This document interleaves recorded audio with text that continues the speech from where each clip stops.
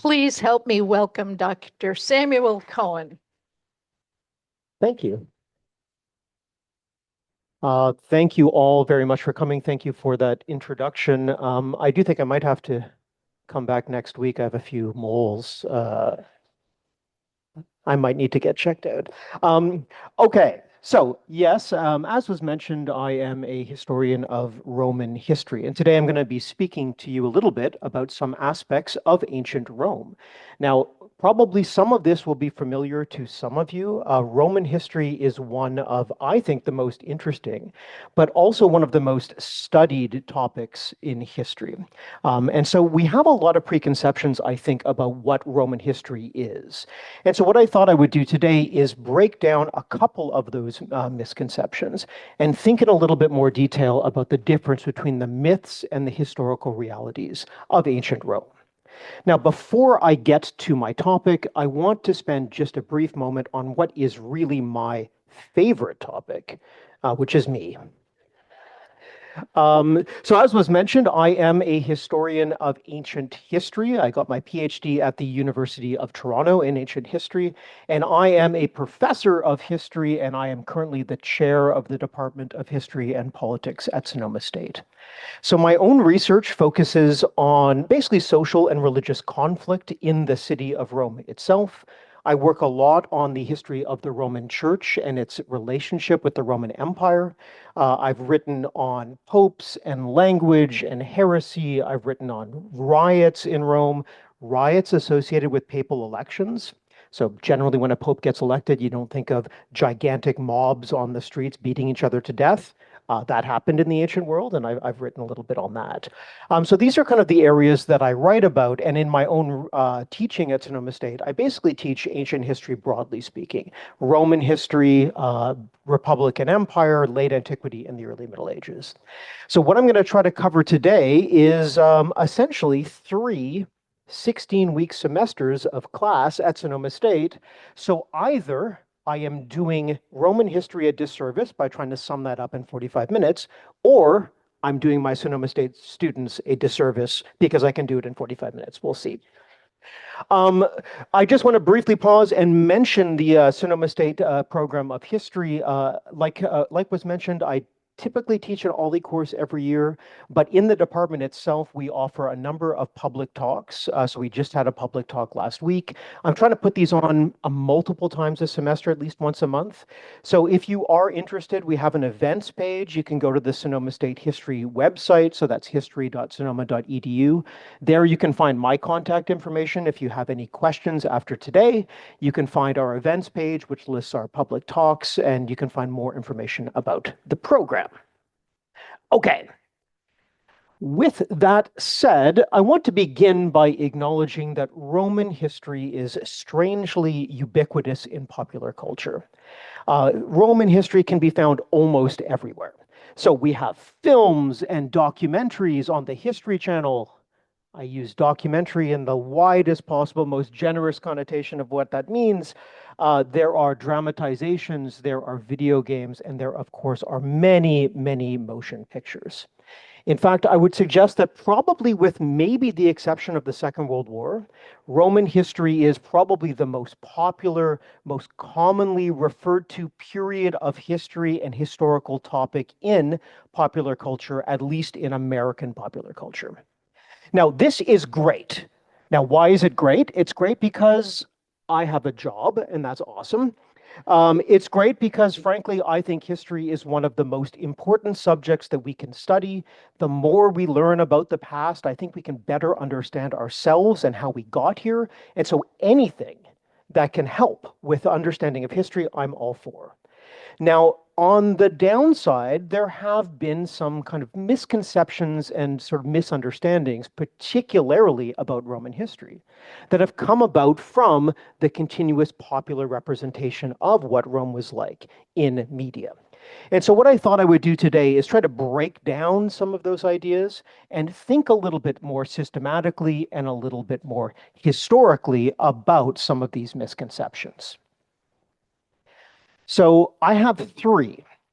I admit I started with six, and then I went to five, and then this weekend I was like, Three. We're going to do three. The three misconceptions I want to talk about are Rome was a city made of white, gleaming marble. Second, Rome was kind of a quasi-modern city with pretty reasonable infrastructure, hygiene, running water, and sewers. So something you might hear, for example, is, flush toilets and running water happened in Rome, disappeared for 1500 years, and we really didn't get it back until the 18th or 19th century. So I want to try to tease this apart a little bit. And then lastly, my favorite, the barbarians who overthrew and destroyed Roman civilization, ushering in the Dark Ages. Okay, so those are the three. And like I said, these are the three that made the cut. I have many, many more, and there's so many different aspects of Roman history to talk about. So please just take this as a sort of a taste of the kinds of things that we could think about more clearly. Now, before I get to our myths, I just want to make sure that we are all on the same page, and I am going to give you essentially a one-slide overview of all of Roman history. So, again, this will be familiar to many of you, but the city of Rome by tradition was founded in 753 BCE and founded by the twins Romulus and Remus. Again, if you are familiar with the myths, you will know it didn't go well for Remus, and that is why the city is not called Rome. It is called Rome. Romulus, by tradition, killed his brother and became the first king. Really, this is the sort of mythical background, the sort of historicity of Rome's kings is very, very debated amongst historians. We're starting to move more into real history when we get into the foundation of the Roman Republic. The Roman Republic is founded in 509 BCE. This was an aristocratic overthrow, basically a revolution against the monarchy. The kings are kicked out, and it is replaced with essentially an oligarchy led by the richest and most established Romans. That is the Roman Republic. Again, in questions and answers, we can talk a little bit more about the sort of political system of the Republic, but it really is an aristocratic oligarchy that replaces the monarchy. The Republic lasts for almost 5 centuries. In the last couple of centuries of the Roman Republic, there is a great deal of disorder, social unrest, and eventually a long series of civil wars. This eventually ends with one man coming to power. That is Rome's first emperor. His name is Octavian. Octavian wins the last battle of the Civil War in 31 BCE against his rival Mark Antony. Of course, you'll know the story at the Battle of Actium. Antony gets on a boat and sails away to follow his love Cleopatra, and they both end up dead. Octavian rules supreme. Then in 27 BCE, Octavian is renamed Augustus. And it's from this point, 27 BCE, that the Roman Empire is thought to have been established by historians. The Roman word, the Latin word for emperor is Augustus. It's not emperor, it's not imperator, it is Augustus. So his name is basically Mr. Emperor. And his name will be taken by every subsequent emperor of the Roman world. Then we fast forward another 5 centuries and we get to 476 BCE. And that's typically the year that you will see referred to as the fall of the Western Roman Empire. Now, I want to question that a little bit today, so we're going to try to keep this in mind. But if this was to come up on Jeopardy, what year? No, it would have to be a question, right? 476. The question would be, what year did the Western Roman Empire fall? Okay. So I want us to keep a couple of things in mind from this brief slide. So one is the figure of Augustus. He's going to pop up a couple of times in my talk today. And second is that year 476 and the end of Rome. Again, hopefully, depending on timing, we'll talk a little bit about the end of the Roman world. Okay, one last background slide here. And this, of course, is our map, just to get us situated. The Roman Empire is, this should not surprise you, in Rome, based in Italy, but it really is a Mediterranean-wide empire. So the Mediterranean Sea, the Romans referred to as our sea, Mare Nostrum, they owned it. And the empire is not a European empire, it is a Mediterranean empire. North Africa is one of the richest parts of this empire. It is the breadbasket of the Roman world. And of course, it extends all the way into what, again, at its largest extent, into Iraq today, all the way to the Tigris and Euphrates River, Spain, England, North Africa. This is a massive, massive empire. Now, really, I'm going to be focused today primarily on the city of Rome itself. And so when I say Rome, I'm referring to both the empire, but primarily I'm going to be talking about the city of Rome. There'll be some exceptions, but that's really where we're talking about. Of course, the city of Rome is in the middle of Italy. You can sort of see it highlighted right there. Okay. So I want to begin with myth number one. Rome was a city of white, gleaming marble. Now, again, this is how Rome is typically represented in films, in movies, in video games. If you do a Google image search for ancient Rome, you are going to see a lot of white marble. And in fact, that's kind of what I did for this presentation. So here is just one example. This is from the, I'm going to just say this might be a hot take, terrible film, Gladiator. No? Yeah. Okay, I will admit it's slightly better than Gladiator 2, which is, I can't even put into words how terrible that film is. So anyway, Gladiator, this is the scene when Commodus is returning from Germania, having fought the Alemanni, and he's re-entering Rome. And we see again this sort of kind of grayscale, but white marble, lots of Romans marching, Colosseum in the background, a statue of, I think, Trajan here in the front. So that's just as an example. Something like this might be more familiar. These are reconstructions from the 19th century. This is a version of the Roman Forum. Have anybody, and probably people here, visited Rome before? So if you visited Rome, you've probably stood somewhere around where this reconstruction is being sort of the perspective of this reconstruction. In the background, that tall building is the tabularium. So that is basically the record-keeping building. And in the top left, way at the top, is the Capitol, the Capitolium. That's the temple of Jupiter Optimus Maximus. So if you have been to Rome and you've been to the Capitoline museums, you've seen this view from the perspective of the Capitolium, from the perspective of the tabularium. So looking this way. So this would be the view that you would have seen, again, from the tabularium. So again, we have the Arch of Septimius Severus there, the temple to Jupiter, and then those columns are the temple of Vespasian. Here's another reconstruction, again, sort of 1960s film reconstruction from a very mediocre film, The Fall of Rome. This is a complete fantasy. This doesn't look like the Forum. It corresponds to nothing in terms of architecture or archaeology. It is simply a bunch of white buildings all stuck together to give the impression of Romanness. And in fact, the white marble is the real sort of, how do I put this? It's the inspiration for neoclassical architecture. So if you have been to Washington, D.C., and you see all of the white marble buildings, so most famously, for example, the Supreme Court building, it is in the Roman style and it's white marble in emulation of some version of this. Okay. But there is a problem. In fact, there are two big problems with the myth of the white marble that I want to sort of poke holes in with you today. So the first myth is that the entire city is made of white marble, and it was kind of white marble from the beginning. That is not true. In fact, most of the city was never marble and will continue not to be marble.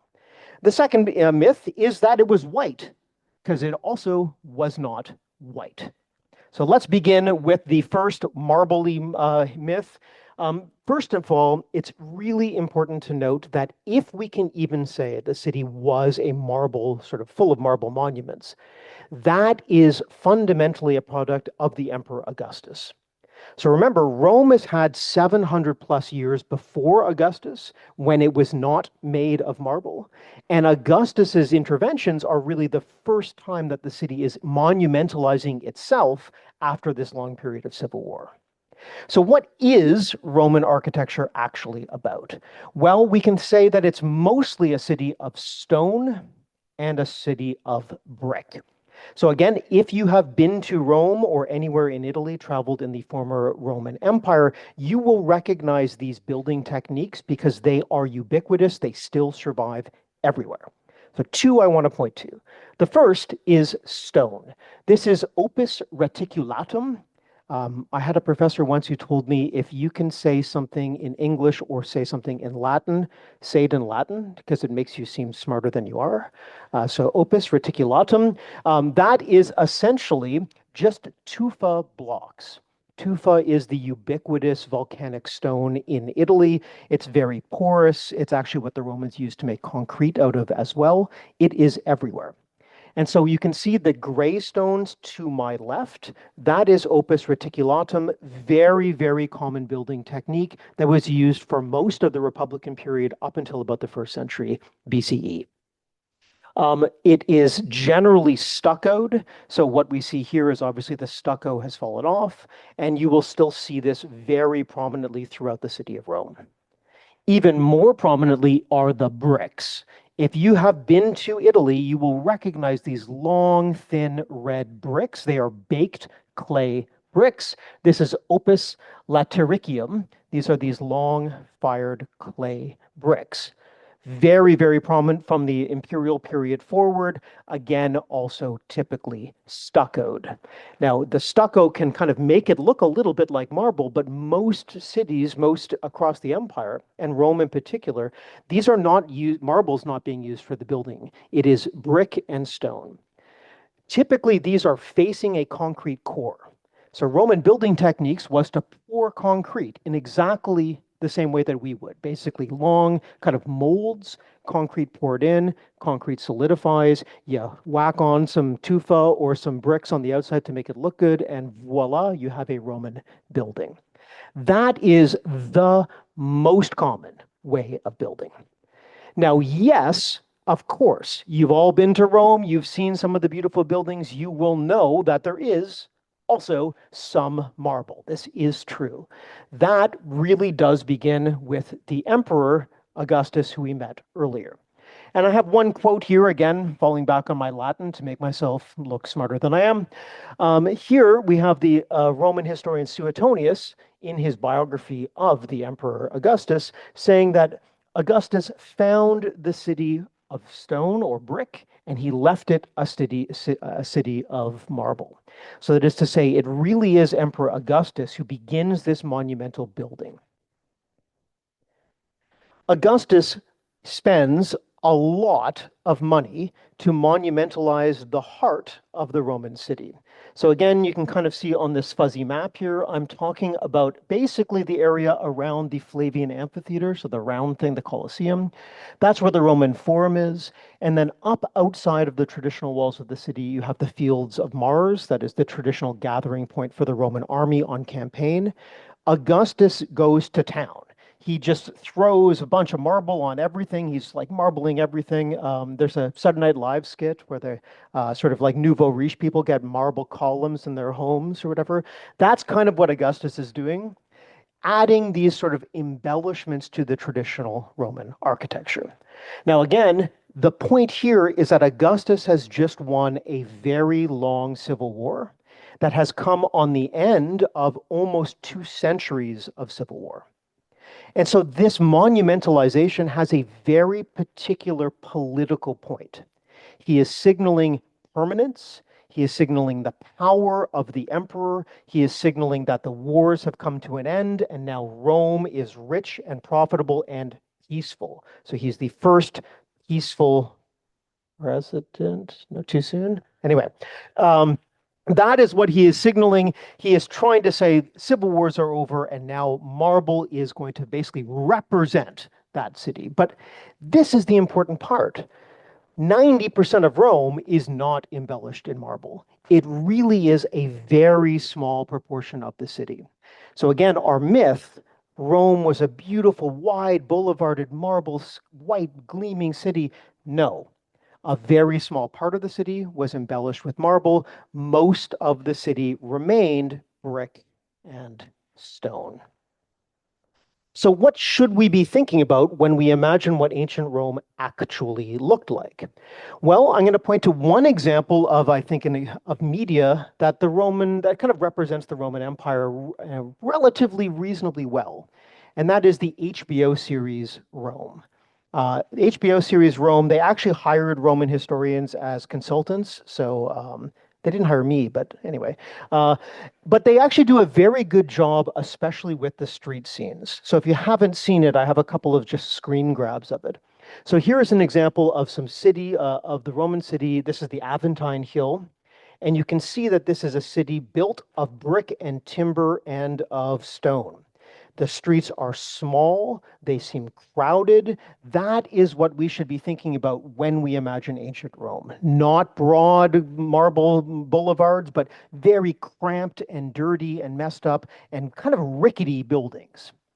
You'll note here, again, if you've seen the series, this is Vorenus. He is, in fact, running for government, running for election in this scene. And I know that because he's wearing a white toga. The white toga the Romans are the most status conscious society probably in the world. Everything that they did, from what they wore to the shoes they had to the buildings they lived in, signaled their status. And when you are running for government, you actually have to wear a very special outfit. This is the toga candidata. And this is where we get our word candidate from.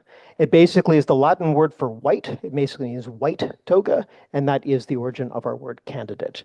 So Vorenus is a candidate for election, and he's speechifying in the very Roman way with his hands out like this in a very typical Roman street. Again, another scene from HBO's Rome. You will see again the kind of bricks, very common. The other thing I really want to point out here is that fishmongers are on the streets, butchers are on the streets. This is not wide, clean boulevards. This is people living in the streets. And I'm going to come back to butchers and fishmongers in the streets in just a minute. And the last one I have here is of the Roman Forum. So again, contrast this view, which I think is much more historically accurate, with that view that we saw at the beginning, white gleaming columns, etc. No, the Roman Forum was full of people buying and selling stuff. The Forum is the political heart of Rome, but it's also the business heart of Rome. And small businesses would have been set up everywhere. It would have been crowded and cramped and smelly and weird. Moreover, and this is my second point, you will notice the buildings are not white. The buildings are painted. And this is often sort of surprising to people who think they kind of have this image of this white gleaming marble city. Romans were perhaps the most gaudy people in history. They painted everything. Yellows, blues were difficult, but yellows and reds, these shocks of color. So when we think of Rome, even if you are thinking of the white marble bit, get the whiteness out of your head and think of color. I'll give you a couple of examples of the colorfulness of the Roman world. This is a fresco. This is a fresco that was painted inside a house. Roman houses very infrequently had windows, and the windows were basically not glass. So a window was a hole in your house, so not very good for security. So instead of windows, they painted windows, basically views outside of their homes to make it seem more bright. And these are the frescoes. Again, if you've been to Pompeii, you would have seen versions of this. The thing I want to point out here is this is a fresco of a Roman urban landscape. So this is supposedly what a Roman would have seen when they looked out of their window in the sort of middle, late Republican period. And again, I want you to note how colorful the buildings are. No white marble. They covered it with paint, yellows and reds and all of these sort of vibrant colors. That is what you should think of if you were walking down the streets of ancient Rome, not white marble. Just to give you a couple of more examples, these are some architectural features from Rome. Again, from the outside, you can see the remnants of color on some of the buildings, even the inscriptions. So again, if you've been to Italy and seen these massive monumental Latin inscriptions, they now seem kind of almost dour. They seem kind of, I don't know, like they're in their authority. They're kind of just empty. the Romans would have either painted them red, and you can see the remains of the red paint in the inscriptions, or embossed them with brass. So they would have stood out like a shock. So this is color, color, color everywhere. This is one of my favorites just because it's kind of, I don't know, cute. This is a funerary stela, or basically an altar where you could do basically sacrifice to your ancestors. And so here we have a man surrounded by his two pet dogs, which I think is very, very touching, at least to me. But again, I want you to note the color that's surviving on the bottom. Of course, this is 2,000 years old almost, and so a lot of the color has been lost. In its origin, it would have been red, red, red with yellow shocks of paint in it. And it's not just these altars, it's not just the architecture, it really is all aspects of Roman life, including the statues. So we are very common, it's very common for us to see a Roman statue in a museum. It's usually a white statue of a guy doing some version of this. This is the Roman pose known as the ad locutio. So if I'm giving a speech, you have to have your hands in very particular ways, very white marble, and that's how we're used to seeing it.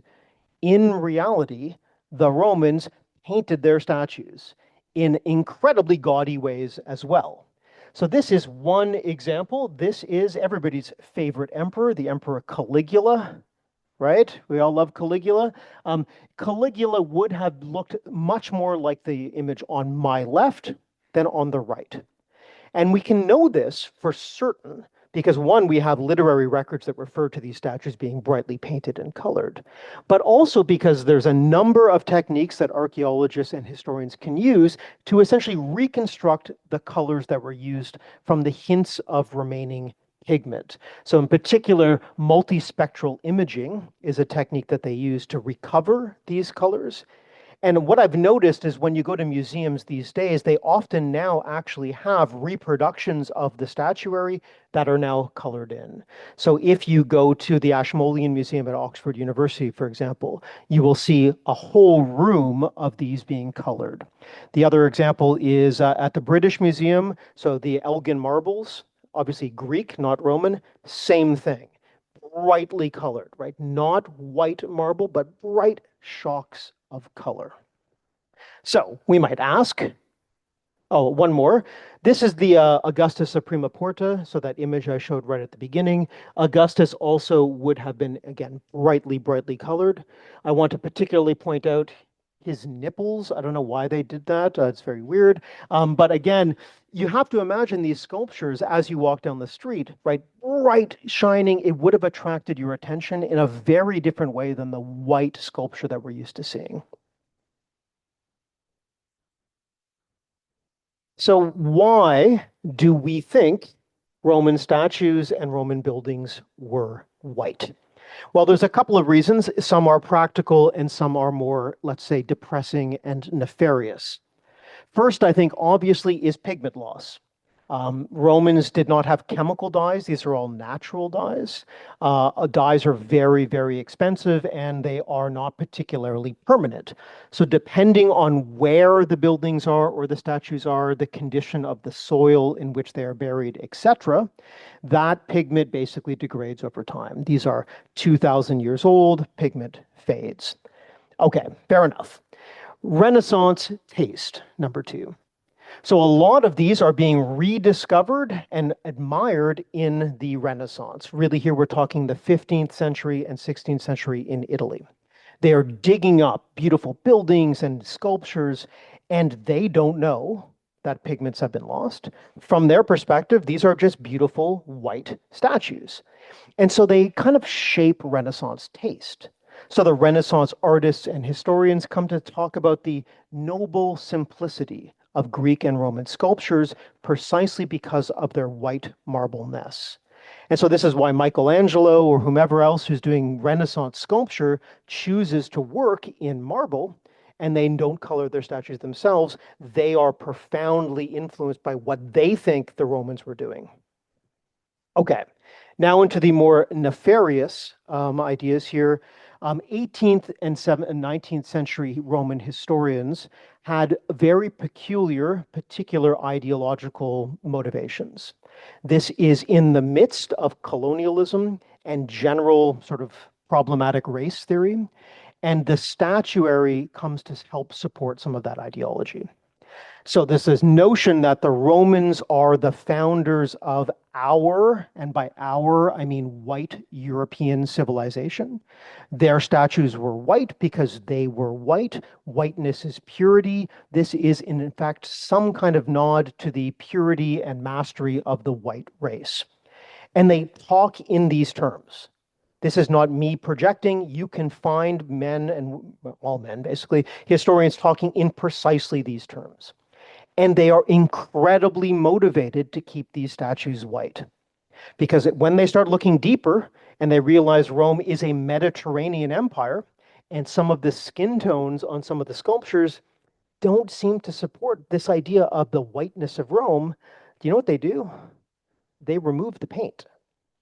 There's a very, very famous story of this happening in the British Museum, where basically at night, the head curator would go in with essentially steel wool and scrub the statue's paint off, basically destroying 2,000-year-old statues in order to preserve the whiteness of the statue. So again, I'm not saying that this guy himself was motivated primarily by racism, but it's all tied up, I think, together. Beautiful whiteness, the white simplicity of the statue, and then we have all of the ideology associated with colonialism and 19th century racism. So again, I want to set this one aside because Rome was not a city of white buildings. It, in fact, wasn't a city full of white people either, right? This is a Mediterranean empire. Okay. That was a bit depressing way to end that part, right? Yeah. Okay, let's look at something a little bit more interesting. Sewers. I say this because one of the first things I was told when I came here today, when they introduced me to the microphone, was make sure you turn it off if you use the restroom. So that got me kind of thinking about Roman sewers. So this myth is essentially that Rome had some of the most sophisticated infrastructure in the world up until this period. And I will say there is a lot of truth to this. Rome's infrastructure is impressive. It's, again, monumental. And it is true that a lot of it will not be reproduced until the 19th century. There's a lot of truth. The Romans were amazing engineers. But I want to kind of poke some holes in this, mostly because I think it's kind of fun to show you images of Roman toilets. Okay. So yes, Rome had an extensive sewer system. If you've been to the city of Rome, you can actually sometimes take tours of the city sewer system. Any takers? No. This is the Cloaca Maxima, which in Latin basically means big sewer. Just basically what it is. And that is it to my left. It is a massive sewer system. Now, one thing I want to point out here is that sewer, when we think of it, we think of waste disposal. For the Romans, they are thinking about drainage above all. So there is waste disposal, and I'm going to get to that because I know that's why you're all here this morning. You want to hear about Roman toilets. But mostly we are here talking about drainage. Because again, something that most people don't know about Rome is it's based on a malarial swamp. Rome is in a floodplain. It is malarial mosquitoes and floods all the time. And so the first reason that Romans built these sewer systems was to drain the city after heavy rains. A couple of things to note. I'm going to talk more about floods in just a minute. But in fact, it's all draining into the Tiber River itself. So even if it's carrying away waste, where's that waste going? It's basically going right there. So not particularly great. And again, really the focus here is on drainage. So I've kind of hinted why this is important. Another thing people tend not to know about Rome is that it experiences repeated and catastrophic flooding for its entire history. So if you've been to Rome today, you will have seen that embankment in the top left corner there, really big embankment that was built in the late 19th century. This is being built at exactly the same time embankments are being constructed across Europe. So if you've been to Paris, you will see something very similar. If you've been to London, for example, the Embankment in London, very similar. This is a late 19th and early 20th century attempt to control water. Up until that point, Rome experienced catastrophic floods almost every year. And in fact, we have images. So that image is from 1875, 1880 of the Pantheon there being flooded. You can see how high the floodwaters have gotten. And that's in the modern period. So Rome is experiencing lots and lots of floods. So 15 meters is the high level of flooding, and 5 to 7 meters is pretty common. Again, sorry, I'm Canadian. I don't know what that is in feet. We'll just say a lot. It's very high. And so why is this important? Again, I want to just note how much flooding can deposit garbage, silt, and all sorts of other things onto the city. So here we have an image of, that is the Arch of Septimius Severus. Remember, we saw that in one of our earliest slides. You can see that only the sort of top third of the arch is sticking out. What happens is over 1,500 years of flooding, without a centralized Roman government to clear away all of that land, the actual level of the ground rises over time. So what you see when you go to the Roman Forum is again a product of excavations of the late 19th and early 20th century, when they dug out the entire Forum to essentially celebrate the Roman Empire. Now, can anybody think why in the first half of the 20th century they might want to celebrate the glory of the Roman Empire? If fascism was what you were thinking, you are correct. Mussolini was a big mover here. So he really, really dug out the Forum and leveled it down to the Roman level that we see today. But this is how it would have looked for most of the time. Flooding, washing in silt, raising the ground level. So if you've been to Rome and you've been to churches like San Clemente, has anybody been to the Church of San Clemente? A lot of the very early churches in Rome feel like they're underground. And that's because all of the ground level has risen, again, 3 or 4 meters from what it was in the Roman period because of this flooding. So I'm going to give you one more example. This is a church kind of in the middle of the city, and this is Santa Maria sopra Minerva, and you can see it right up there. So again, you'll note the river Tiber flowing. We are quite a bit into the center of the city. And I want you next time, we should have a field trip probably. Can Oakmont organize us to all go to Rome? I think we should do this. When you go to Rome, look for these signs. You will see them on lots and lots of churches. These are hydrometers or flood level markers. Especially in the Middle Ages, they put these in, but right through the early modern period as well. And you can see where that flood marker is on that church. Again, remember that church is in the middle of the city of Rome. And it says on October 8th, 1530, the Tiber grew up to here. And Rome would have been completely flooded had the Virgin not performed her swift work to stop it.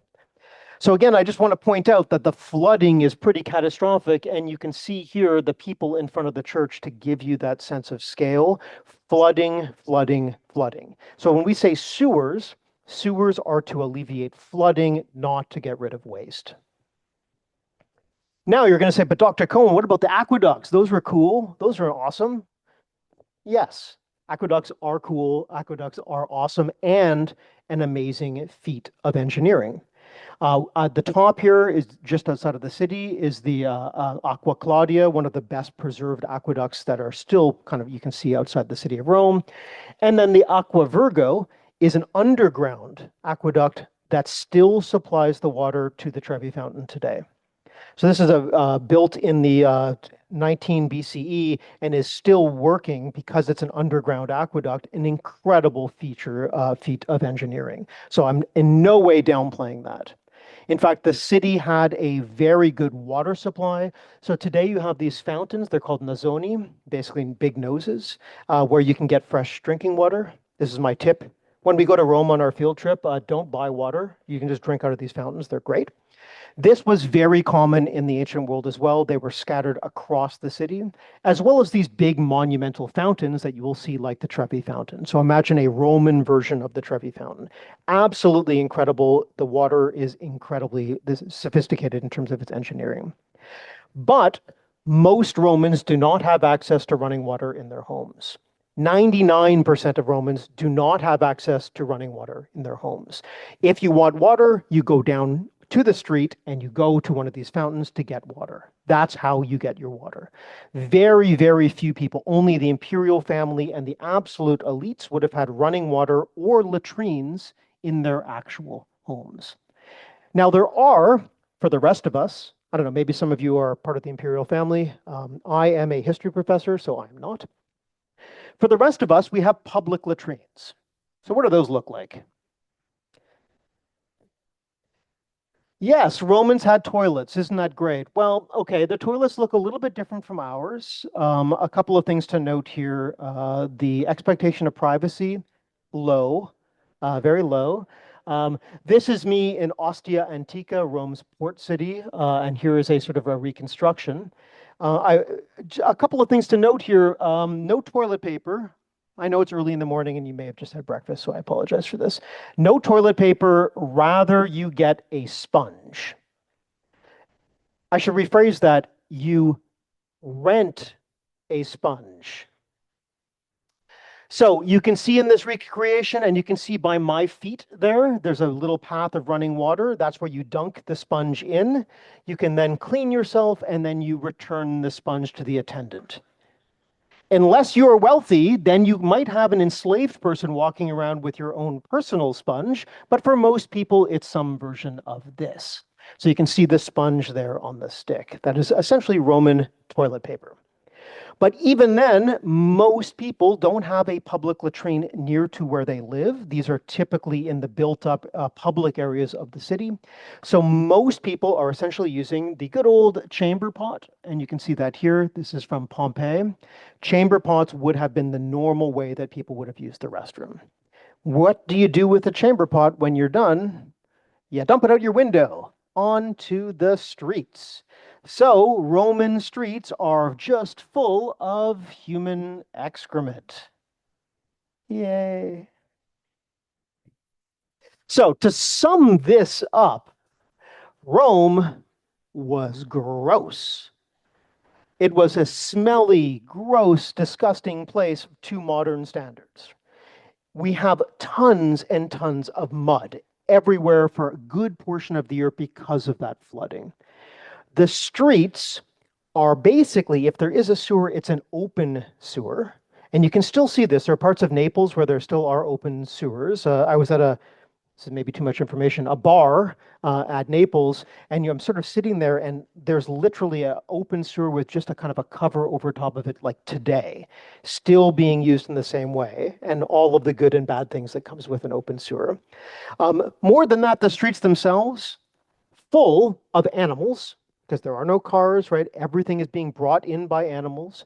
There are carcasses in the street, rotting things of all kinds, human and animal. And this is true even if you are an elite person. So I'll give you one story to illustrate just how gross this is. You might know the Emperor Vespasian. He founds the Flavian dynasty in the 70s. He is, in his biography of Suetonius that writes his biography, he tells the story of Vespasian having breakfast one day. And he's sitting around with his family, and they're all having a nice little breakfast. And a dog runs into the palace with a human hand in its mouth and drops it under the table and runs away. And the important thing here is not that that was a big deal. It's the fact that it's just kind of the thing that happens at breakfast. So it's not like, and that was crazy. It was like, what are you going to do? Human hands.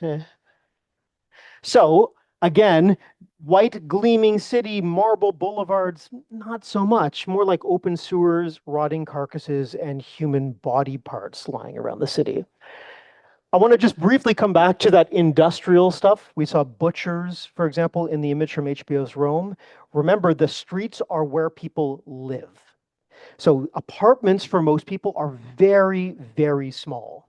And again, this is still true in much of Italy today. If you go to some place like Naples, people live on the streets. They're having wine with their friends at the fountain, right? Their apartments are very small. Public spaces is where people hang out. That was true in Rome as well. But it also means that all kind of amenities, daily life, everything is happening in the streets. So if I'm a fishmonger, I'm chopping up my fish, I'm just on the side of the street, throw the fish into the sewer, and then I go home. So you're stepping over the carcasses of fish and animals, industrial products. There is no zoning in ancient Rome. So that means that a factory might be right next to your house, particularly a fuller. We all familiar with fullers? Basically producing the white that was necessary for the toga for the candidate who's running for office. They do not have bleach in the Roman world, but they do have human urine. So imagine your next door neighbor is just boiling vats of human urine to essentially whiten the togas for these candidates. And then when they're done, onto the street. So kind of gross. I say this not because the entire ancient world was gross, but because Rome in particular was super gross. In fact, we know this from archaeological remains, from cemeteries. They've done a lot of work in the last 15 to 20 years digging up these Roman cemeteries. It's very clear that if you lived in Rome, you had a much shorter life expectancy than if you lived in the countryside. You also were on average shorter. You were more malnourished. Children suffered more diseases. Again, we can see like rickets and things like that. It was a very, very unhealthy, unsanitary place. So again, I just say all of this. Oh, I didn't even mention chronic intestinal parasites. Yay. Again, just as a little bit of an antidote to this idea of these gleaming white streets and all of this, it wasn't really like that at all. But I've grossed everybody out, right? Yeah. Okay. Perfect. I'm doing my job then. Awesome. Oh, and malaria. Yeah. Don't forget malaria.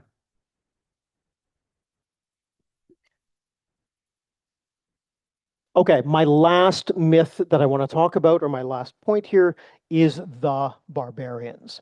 Now, I think probably everybody in this room has some familiarity with the barbarians and the fall of the Roman Empire. Barbarians all ganged up and attacked Rome. Maps like this are ubiquitous. If you go online, you will see these maps with arrows of different barbarian groups. Sometimes you'll see even more sort of scary ones with Rome besieged by all of these outsiders, these kind of arrows pointing in, and Rome sort of struggling to maintain itself, eventually succumbing to the barbarians. So I want to spend at least a couple of minutes thinking about how true this actually was. This is the image that we get. I worked really hard on that slide, I'm just saying. I mean, that was probably most of my talk was spent trying to get that to work, so I'm really glad.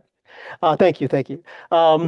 It's funny when you're giving these talks, I really do have empathy with stand-up comedians because I think I know what a bad stand-up comedian feels like now. Because when they don't quite land, you're like, should have worked on that a bit. In any case, these are the kinds of images that we associate with the barbarians and the conquest of Rome. Many, many films will depict this, right? We have our civilized Romans wearing their white togas, which have been dyed with human urine, whatever, we'll set that aside. And then we have, of course, the unwashed, unbathing barbarians. Romans bathed all the time. I could talk about baths. They're super gross too. Romans bathe, the barbarians don't. They're all hairy, et cetera, et cetera. This is the image that we have. So where does this come from? Well, it comes really from the 18th and 19th centuries. Again, this kind of view that there's a kind of group of barbarians beyond the frontiers, the limites of the Roman Empire. You've got your Ostrogoths and Visigoths and Burgundians and Alemanni all trying to bust in, trying to get over the Roman frontiers and get into the Roman world. Now, there's a couple of things I want to highlight about this and why I think this might be slightly problematic. So one, it essentially posits that the empire is surrounded by these sort of hostile barbarian groups. And it also presupposes that each group is itself a stable ethnic group. That is to say, they are one kind of people. So is something called an Ostrogoth, and we can find that Ostrogoth in the 3rd century, and then finally by the 5th century, they win and conquer the Roman world. So I want us to think a little bit about, is that how ethnicity and identity works? Are we really that stable? Again, you will notice the purity of these ethnic groups being called and shouted out here. Remember, we're talking about 19th century. Remember our previous comments on racism and race theory. This is also part of this story.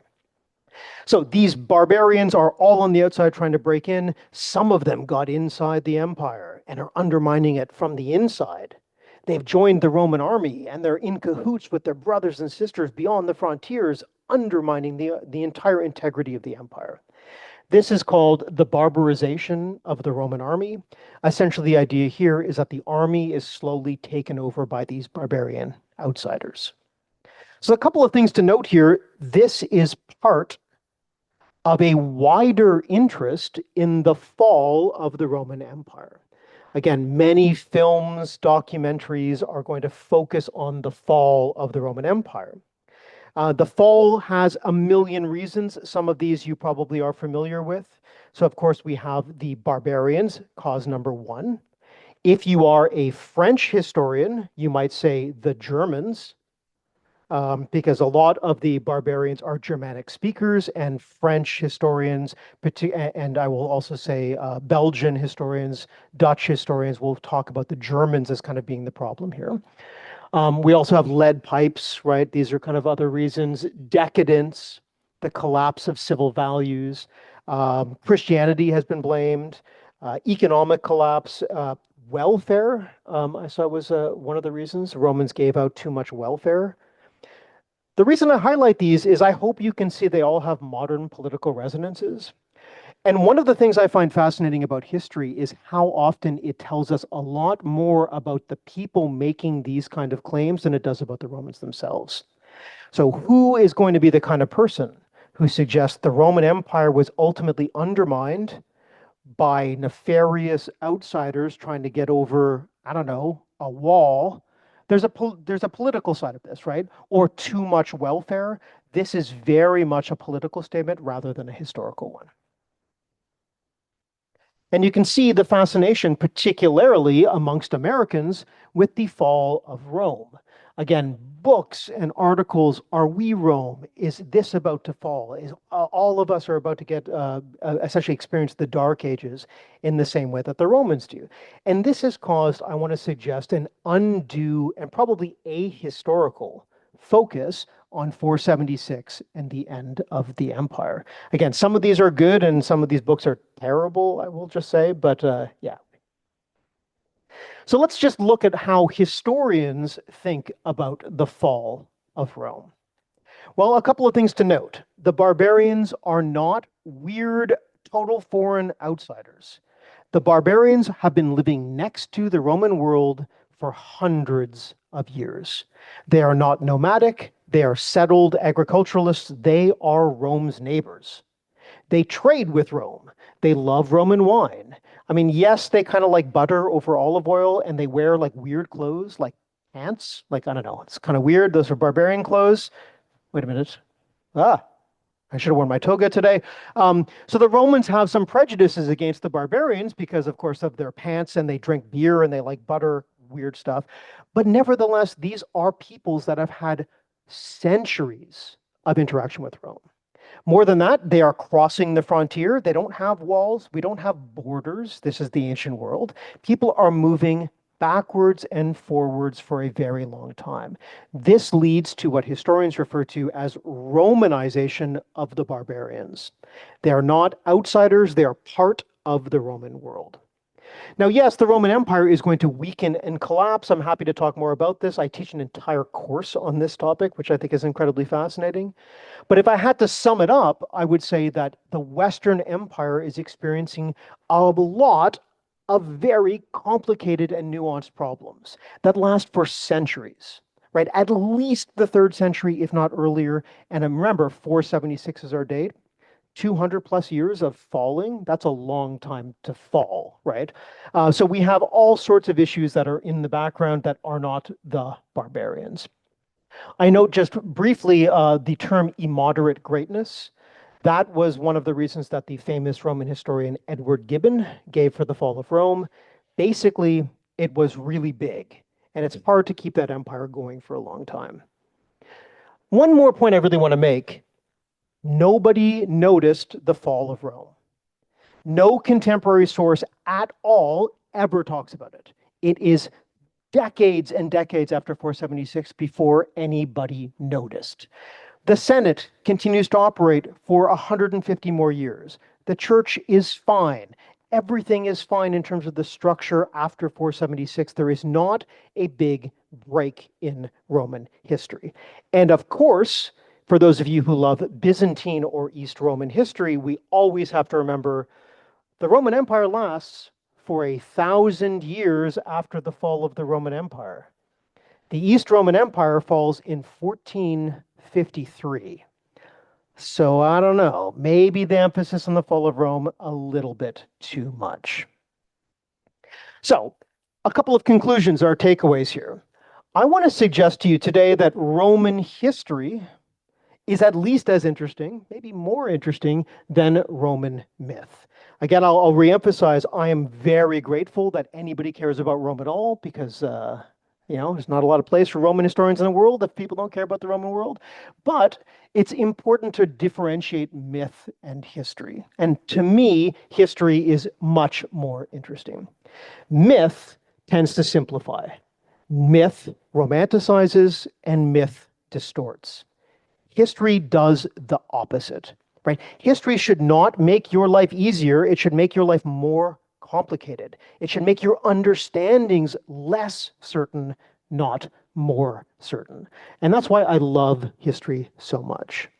Now, Rome in particular for Americans is kind of tricky because so many Americans see themselves in Rome. And indeed, America was founded, founding fathers were all reading their Roman history when they put together the things like the Constitution, right? This was very, very prominent in division of powers, three different powers that are all supposed to balance each other. These are Roman models. However, it can distort the way that we see Roman history. That emphasis on fall is much more about us than it is about the Romans. Lastly, I think history is worthy of study and Roman history is worthy of study, not because Rome was awesome or great or to be emulated. It's not to be emulated, right? This is not a political system that we want to copy. It's sort of social values. We don't want to emulate it, right? It's not for those reasons that we want to study Rome, but because I think it helps us think about a society that was so deeply influential to the way that we see our world, and because it is in fact in reality so different from what we think. So with that, I'll close. Thank you all very much for your attention this afternoon or this morning. I really appreciate it. Thank you. Oh, thank you so much.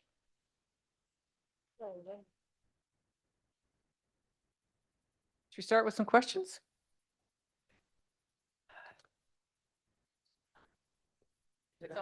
No. Hi there. Hello. Thank you very much. That was great. You mentioned that there's not much that you can watch that's accurate. Is there any that you would recommend, a documentary or any shows that you would recommend besides maybe Rome, but Documentaries, yes. Their availability is iffy, but anything that Mary Beard does is awesome. So Mary Beard is a very prominent Roman historian. She's a public presenter on BBC. She's done a number of documentaries on daily life in Rome. She has one that is about the Caesars. She did one that basically looks at Roman life through inscriptions, which is wonderful because it doesn't just talk about emperors and aristocrats. It talks about, for example, that funerary monument that I talked about, like the actual lived daily experience of people. I can't remember the name. I think it's Meet the Romans is what that one is called by Mary Beard. Mary Beard is also just a good popular writer on Roman history. She's written a number of very good books. So I think she's a great place to start for documentaries. I was wondering if you have any experience with some of the historical podcasts that are around now. Ones that I like are The Ancients, The Rest is History, and my new favorite, Boring History for Sleep.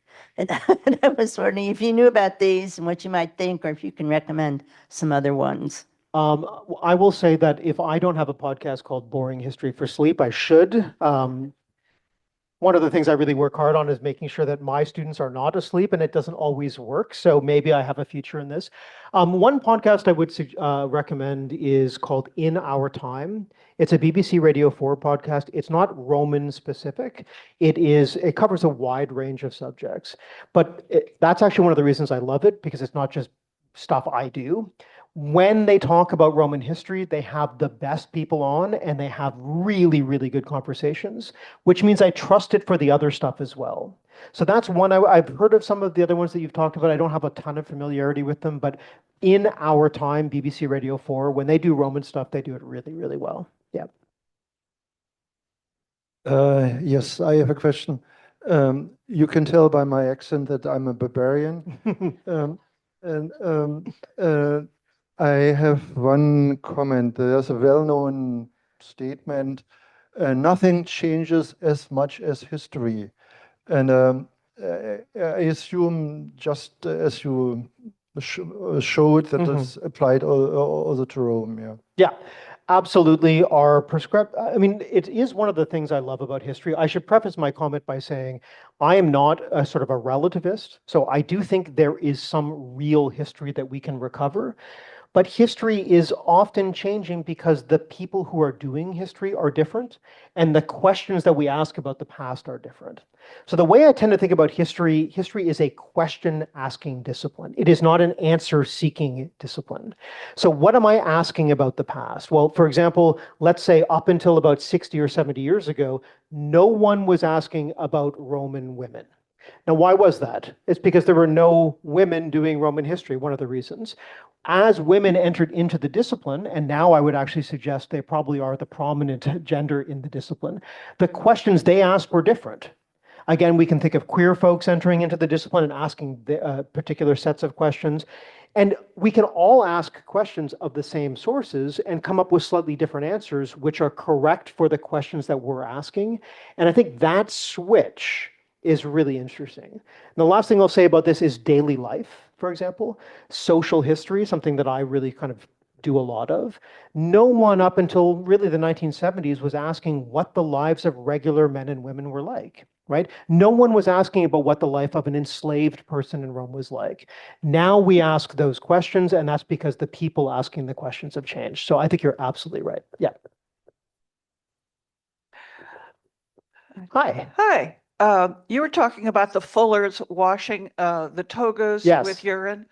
I heard on one of the shows on television that they brush their teeth with urine. Yes, they did. Yep. Thank you for that.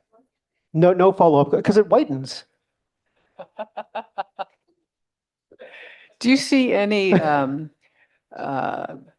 how do I say, sameness between what we're going through politically right now and what we saw, what you're talking about in the fall, the long fall? Yeah, I am hesitant to draw straightforward parallels between any period of history and what we are seeing today. In general, I guess history to me is not a sort of, history doesn't repeat, I guess is what I would say. There are some lessons that maybe we can learn, like, I guess, don't invade Russia in winter or something. Like, there are some pretty ones that we probably want to learn from. But so much is different about our world to the Roman world. So the first thing is obviously, I don't know, AI, the internet, right? Think about how long it takes a Roman emperor to communicate with one of his commanders in the provinces. It might take 3, 4, 5, 6 weeks for a message to get from what is today the Netherlands all the way down to Rome and back. Today, I mean, my mom is probably texting me from Toronto right now, right? The amount of speed that we have, the disinformation that exists, I mean, it's very hard to say this equals that. There are some, maybe I might point to the fall of the Roman Republic as opposed to the Roman Empire. And it's also true that Americans are much more focused on the fall of the Roman Republic, whereas British historians are much more focused on the fall of the Roman Empire for obvious historical reasons. The fall of the Republic was that long period of civil unrest and civil war that was propagated really because of failures within the Roman political system and the fact that they didn't really have a clear constitution. So the Romans had a system called the mos maiorum, the way of the ancestors. So what that meant is politically, we do things the way things had been done before, until somebody realized you don't have to do that. And then that broke the entire system, right? Once precedent was broken, everything was open. And so if there's a lesson, it's maybe rules are good, I guess. But that's as far as I think I could go. I wanted to ask you a question about your students. Oh, Yes, I didn't have such entertaining professors as you. I'm sure many of us did not. So the younger people think that history is boring, not necessary. Why should I bother? And discussing something thousands of years ago, how are they reacting, and are they enjoying it as much as we enjoyed you today? well, first of all, thank you very much for that. I will say, how do I put this? I think high school teaching of history has done a disservice to students for a very long time. And it's not the teachers in high school, it's the way the system is set up. So teaching towards standardized testing, I think, encourages history as a discipline of memorization. This is true with American history to the degree that ancient history is taught at all. It tends to be what year did the Roman Empire fall? 476, right? That's not what we do. So I find in my general education history classes, I spend the first part of the semester deprogramming the students to try to convince them that I'm never going to ask you a multiple choice question but with some names and dates. History is not about names and dates. Now, of course, we use names and dates, but I think of them as the vocabulary that we use to discuss the problems. So I need to know who Caesar is to have a conversation about it, but do I need to know that he died in 44? If I thought he died in 46, would that really matter? Could I look it up on my phone? Yeah, I could. Remember, for me, history is about questions, right? It's about us thinking together through the past. And so I think you're absolutely right, and it is something that I work really hard with my students to get them out of this idea that history is about memorization and more to the idea that history is about questions, it's about inquiry, it's about evidence, it's about close reading of texts. So, yeah. Yes, I learned that namely Julius Caesar and Augusto changed our months from a 10-year month to a 12-year month. Yes. Is that true? That is true. Julius Caesar did that. So Julius Caesar, so remember, well, this takes a little bit of explaining. The Roman calendar is incredibly fascinating and also a bit weird. Up until the 1st century BCE, the Roman calendar had 10 months. And what they would do is, because that doesn't work, basically they had a lunar calendar that would basically drift from the solar calendar of 365 years to 355, I'll start again, 365 days to 355 days. So the calendar is off by 10 days every year. They would do 10 months of various lengths. They didn't like February, so they shortened it because it was a month. It was bad. It had bad mojo, like honestly, so they made it short. And the rest of the months were roughly equal time, but they would fluctuate, and then they would add what they called intercalendrical months, because otherwise the calendar would drift so much. So what happened was that long period of civil war, essentially nobody was adjusting the calendar. So by the time Julius Caesar had killed all of his enemies, basically spring was fall and nobody knew when to plant the crops and stuff. So they're like, okay, we got to figure this out. So he hired a brain trust of people to readjust the calendar, and that is, in fact, where we get the Julian calendar. So we go from 10 months to 12 months. The month of July is there for Julius Caesar, and eventually what becomes the month of August is named after Octavian Augustus Caesar. Again, if you ever wondered why September, November the 9th month, December, Deca, the 10th month, is 2 months off, it's because of that. Yeah. October, the 8th month, right? Like, no, they basically moved those all forward by 2 months. I'm just wondering about, like, when you described the city as, so dirty and all of this. Was that common throughout the major cities of all the world, really? I mean, at that point? Yes. Yeah. Really.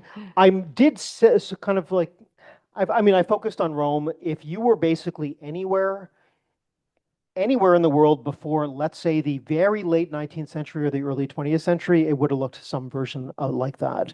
What we have in terms of modern infrastructure is really a very new phenomenon in very, like, some places in North America, a couple of places in Europe. It's still Rome. That city would be very familiar to somebody who grew up in the favelas in Brazil or in India, right? I mean, this is how most people even today are living some version of that life. I just wanted to really emphasize that we tend to think of Rome as a modern city, and there are no modern cities before, let's just call it the 1880s, something like that. Yeah. I have to ask the question. We had a chance to tour Nero's palace. Yes. Did Nero play the fiddle when it burned? I've heard different stories. Probably not. So first of all, if you have not had the chance to go to Nero's Golden House, you absolutely should. You have to book in advance, and did you get the hard hat and everything? It is wonderful, and nobody does it. So thank you. And they have actually a pretty cool VR thing that you can do. It's actually a wonderful tour. Yes, it's a massive palace. So Nero's Golden House, it's basically beside the Colosseum today. Once Nero was overthrown by Vespasian, they basically flattened it and buried it, and it's just sitting under there now, so you can go visit it. It is not the case probably that Nero fiddled while Rome burned. It is actually the case, at least according to Tacitus, that he opened up his gardens to the people in the city. So that is to say, he was an active participant in fighting the fires, or at least in caring for the people afterwards. Now, he had a bad reputation, and so when he later went to rebuild the city after the fire, and essentially expropriated a bunch of land for a pleasure palace for himself, that didn't go over so well. And so that has led to the myth that he was that he was less interested in the people. I think in that instance, I'm going to say probably untrue. But everybody should go to the Golden House if you can. Yeah. This will be our second to last question. Okay. I'm really enjoying the way you teach history. I think the reason I don't remember much history from my school days is the emphasis on dates and armies and wars and concepts, and how people lived is so much more important. So I have two questions for you. Do you teach through the lifelong learning program in Sonoma? I do. Yeah, I do. Through the Santa Rosa Junior College? No, I do it at Sonoma State. So we have an ALDI program at Sonoma Through State. Sonoma State, right? And I taught this semester, that's say last in the fall, I taught Roman social history. So basically we talked about, buildings and streets and fun things like sex, food, things like that. So yeah. So I'll look for those. And then do you lead tours to places like Rome, for example? I don't. I've been asked to do sort of teach abroad with my Sonoma State students, and frankly, corralling 20-year-olds in Rome does not seem appealing to me. Now, there's a lot of really excellent tours in Rome. One tour, and I'm not affiliated with them at all, but I have actually used them myself. They're called context tours. They're really good. So they're all academics. They're all PhDs. They're wonderful. I've used them myself, and they can often get you into places that you can't typically go. I would love to do that, but unfortunately, I have a day job. Yes. There's the story, or perhaps the myth, that Julius Caesar was ill, perhaps epileptic. I picked that up somewhere. Yeah. And that he actually knew of the plot to assassinate him and did not take any action because it was better off to die that way than to have his illness continue and I guess embarrass him. It's very difficult to diagnose disease from the perspective of 2,000 years. Epilepsy is typically the modern diagnosis that is given to Caesar because he seems to have had, I think, what Suetonius calls fits. So whatever that is, it sounds like a seizure of some kind. Another example is the Emperor Claudius. So Claudius clearly had something. It's been diagnosed as like MS or cerebral palsy. So that is possible. But again, unless you are a doctor with the person sat in front of you, it's very difficult. It ends up as speculation. And I think that also goes for motive. So we simply don't have Caesar here to ask, did he essentially commit suicide in order to get out from under? I find that very hard to believe because Caesar was about to embark on a major military campaign in the East. He was leaving in 2 or 3 days. So to me, the fact that he planned that, if anything, he's going to go down in a blaze of glory fighting the Parthians. I don't think getting stabbed in the Senate was probably on his list of things to do that day. Yeah. Well, thank you so much for a fascinating